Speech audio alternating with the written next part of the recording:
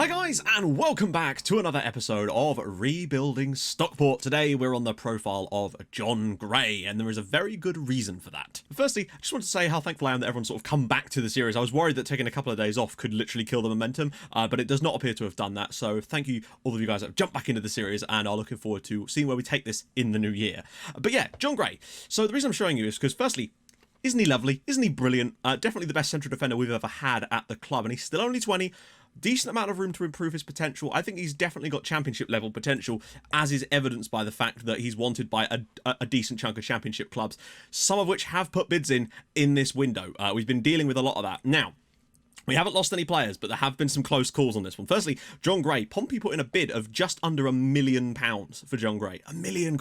And that was without any negotiation on my part. I just rejected it outright because he was quite happy to stay, which is beautiful. Thank you, John. But I wonder how much we could actually get them up to. I sometimes think you can sometimes almost double those sort of transfer fees, plus put some decent clauses in. You know, we could maybe get nearly £2 million for this guy if he continues to be in demand. Not that I want to get rid of him. He's our best defender. But it's just nice to know what you could get in the current market. And it's been a similar story with Andy Davidson. The scouts now think he has potential to be a Premier League talent, and that is showing by the clubs that are interested in him. Crystal Palace have come in for him.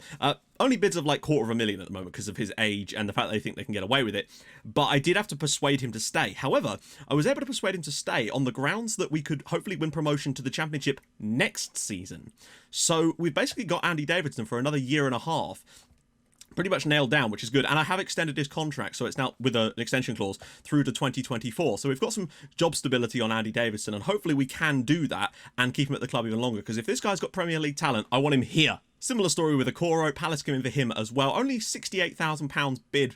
We turned that down as well, and he didn't kick up a fuss, so that was nice. And the usual bids of around about £600,000 to £700,000 for Louis Molden. Weirdly, not a single bid of any form for Liam Miller, despite being our top goal scorer and looking absolutely outstanding at the moment. It's a strange one, I'll give you that, but I'm not bothered by it. Not bothered at all. I have been on the lookout for a striker in January. The problem is we just don't have any money at the moment. I think our transfer fund is about £13,000 with a little bit in wage. And in order to get us quality striker, we just don't have the money to do that at the moment. So we're having to make do. And that is kind of really causing our problems, I think. It's a shame Peterborough have a quality keeper in Derby. He really took the sting out of your attack. I gave an engagement ring. She said yes. That's freaking awesome, mate. Seriously, so happy for you. Congratulations, and may you have a long and happy life together. The reason Andy Davidson looks so much like an alcoholic is because his dad runs a beer company called Davidson's, and he calls on his son to taste it, and he likes it so much that he can't stop drinking it. Even in water bottles during matches, he has to have his alcohol. Good God, do you imagine what a player he could be if he'd stopped goddamn drinking? Maybe that's why he argues with officials all the time. He's just like a drunk man outside of a pub. Right, still quite a bit to talk about, but we'll get into the fixtures that we've played so we can come back and do our FA Cup fourth round tie. It has happened. You might have seen from the title of the video who were playing, but I might not, so I'm not going to spoil it just in case I didn't put it in the title.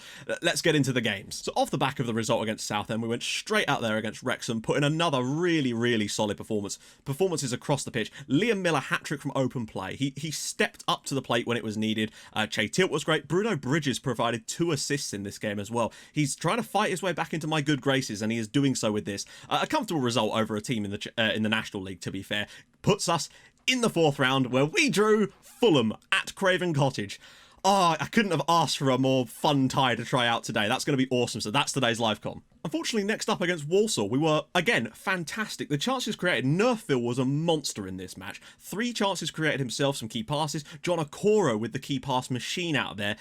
And we just could not take our chances in this match. We played fantastically well again, and we just couldn't break them down. Defensively, solid as a rock at the moment, but we're really struggling to put the ball in the net, and I genuinely believe that is now, because of the way we're playing, is down to the quality of striker.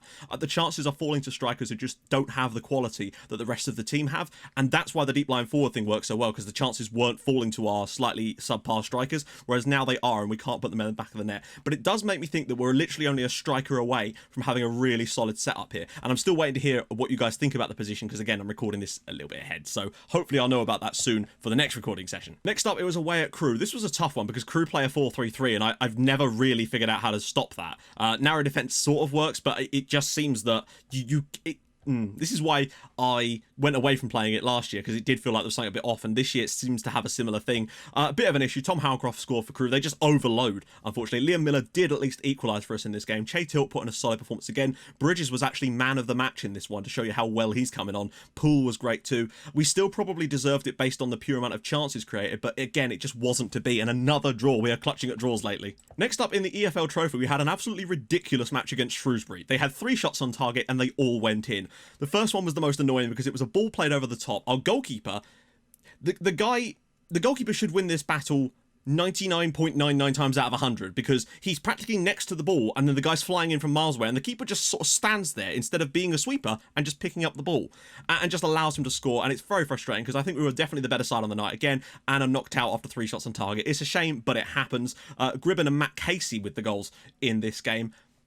Oh well, there were so many games in the EFL Trophy. Like, this wasn't even the quarter-final yet. We'd already played like 5 matches in this tournament. Next up, it was yet another draw. Another game where, as you can see from the chances created for Barnsley, just nothing. Whereas we were creating decent opportunities left, right and centre in this match. Goals for Che Tilt and a Liam Miller penalty. Niskin Scabano's direct free kick, followed by a Victor Alaboggio goal. Stole a 2-2 draw for Barnsley. We are getting so unfortunate lately. Even in this game where we actually took our chances, they just... other teams are being so clinical against us at the moment. We just cannot seem to stop drawing matches. We're playing a lot better, that's what I would say, but you can see the strikers are still underperforming at the moment, and that is an issue for me, and I do think that's because of the lack of quality there. And finally, ironically of this little run, probably our worst performance of this entire period of matches was the one we actually came closest to winning. John Okoro gave us the lead. Connor Mahoney equalised for Wigan. Kane Hemmings, of all people, gave us the lead. Elliot Bennett equalised for Wigan. Andy Davidson then scored a wonderful curling effort to give us the lead again, and then John Verhoek, 96th minute penalty. Josh Doherty pushes a player in the box in the 96th minute and gives away the 3 points in this match. I don't think we deserved it. That being said, we still played really well and created decent chances, or key passes. Less chances this one, but still good chances, really. And we just threw it away again. And then Josh Doherty's agent had the nerve to come to me after the match and go, oh, my player deserves a new contract. He wanted, from £500 a week, I think he's on, over £4,000 and key player. Are you on crack, my friend? Like, what are you doing? So I asked him to sack his agent, and he actually did, to be fair. So that saved us a lot of money, because there's no way in hell I'm giving him that amount of money. Hell no. Like, and he wouldn't let me negotiate it either. It's just like, here's a contract, sign it or don't. Okay, we won't. But frustratingly, that was 4 consecutive draws in the league. We've now drawn 10 times this year. We are a draw specialist at the moment, and I just feel like we are literally a good striker away from being a comfortable promotion candidate, because we could have turned so many of those draws into wins with 1 goal. And that, I guess, is a positive thing. We are still comfortably inside the playoff spots, albeit with other teams having a game in hand, which does say something about the teams around us struggling quite a bit. If we're not winning games really recently, and we are maintaining ourselves as a comfortable playoff contender. Very weird. Miller and Davidson both up there on average rating. Miller, top scorer in the league with 15 league goals. He's still putting in a shift.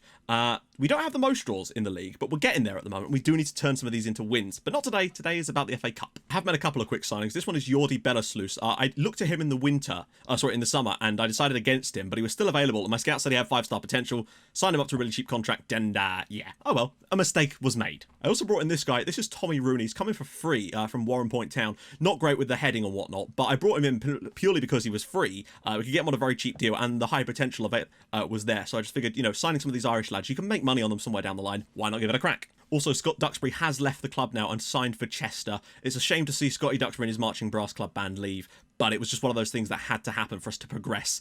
And players were going to complain. They did. Liam Miller, weirdly, but I have appeased him in the situation. I've also signed a new scout so that Liam Miller will stop bugging me about improving, not scout, coach, because the players want a bit better coaching, and we do need to look at that in the summer, I think. But today we're away at Craven Cottage against Fulham. I don't really know what Fulham have been like this game. I know that they signed Alexandre Lacazette. I might have mentioned that in a video or not, but if I haven't, they did. So where have they finished? So they came up from the Championship, 13th, 7th.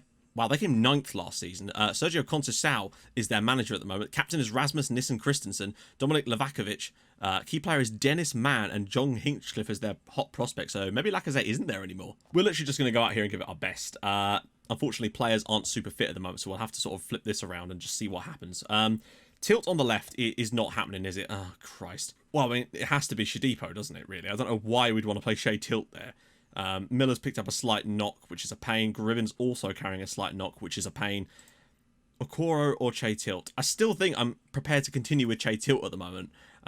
Booty and Magoma, is that really who we want there? I'd rather have them this way round, to be honest, with Booty being comfortable and Magoma pushing forward. As for the striker, I am totally at a loss as to who to pick right now. I'm going to give JTB another run out, but I'm still not sure about what to do about this striker situation at the moment, and I think that is part of the root of our problems, is not being able to take our chances because they're falling to players that just don't have the ability to score them. So on the bench, Murphy, Davison, Okoro, Thorpe, Kake, Belic and Kane Hemmings. I think what this might require is over the weekend, me going and looking at some of the matches we play on Comprehensive next and looking at where the chances are falling and see if I can't figure it out. I did it last year and it worked, even though I don't really remember what I changed, but we've got to do something. Also, I have changed the corner instructions because it just weren't working for us. We scored 1 goal in like 27, 28 matches from corners. Just, it's not worth us doing. So I'm moving over to a short corner routine to try it out, which is a bit glitchy because it won't let me push, like, it's saying I have 2 corner takers and it won't let me move one of them into a position on the edge of the box.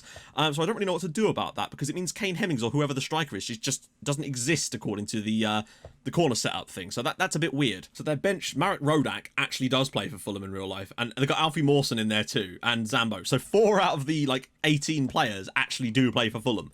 It's a weird one, I'll give you that. Honestly, I'm just more interested to see how this corner routine looks when it actually gets played into match. I've never actually tried it before. I've been doing a bit of reading on strikerless.com. Again, wonderful website if you're interested in like Football Manager stuff.